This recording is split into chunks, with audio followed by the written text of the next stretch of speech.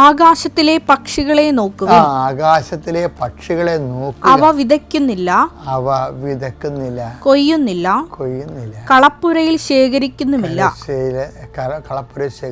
എങ്കിലും നിങ്ങളുടെ സ്വർഗസ്ഥനായ പിതാവ് അവയെ തീറ്റിപ്പോറ്റുന്നു. ഇപ്പൊ നിങ്ങളുടെ കഴിവുകളെല്ലാം അസ്തമിച്ചിരിക്കുന്നു. അസ്തമിച്ചുകൊണ്ട് ആത്മഹത്യ ചെയ്യേണ്ട ഒരു ആവശ്യമില്ല. എന്താണ്? ദൈവത്തെ പ്രത്യാശർപ്പിച്ചാൽ മതി. ദൈവത്തെ എന്താണ്? ഞാൻ ആൾക്കാർ വഴിമുട്ടി അളമുട്ടി ഗതിമുട്ടിപ്പോയ ആൾക്കാരോട് ഞാൻ പറയുന്നത്, നിങ്ങൾ ഫ്രീ ആണ്. എന്താ നിങ്ങളെ ആസ്തിഭദ്രകൾ ഇനി ആശ്രയിക്കേണ്ട കാര്യമില്ല. എന്താ കാര്യം? ഇത് കംപ്ലീറ്റ് ഇനി ദൈവം തന്നെയാണ്. ദൈവമല്ല വേറെ ചെയ്യാനില്ല. ദൈവം തന്നെയാണ് ചെയ്യേണ്ടത്.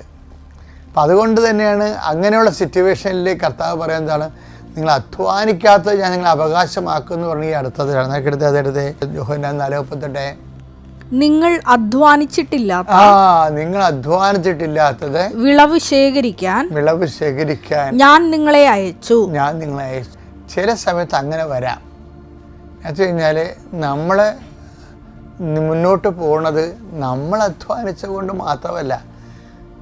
അതുകൊണ്ട് ആ വിഭവങ്ങൾ കൊണ്ട് ചില സമയത്ത് നമ്മുടെ ആവശ്യങ്ങൾ നിറവേറിയെന്ന് വരത്തില്ല. മറ്റുള്ളവരാണ് അധ്വാനിച്ചത്. നിങ്ങളെ ഞാൻ അവരുടെ അധ്വാനത്തിലേക്ക് പ്രവേശിപ്പിച്ചു എന്നാണ്.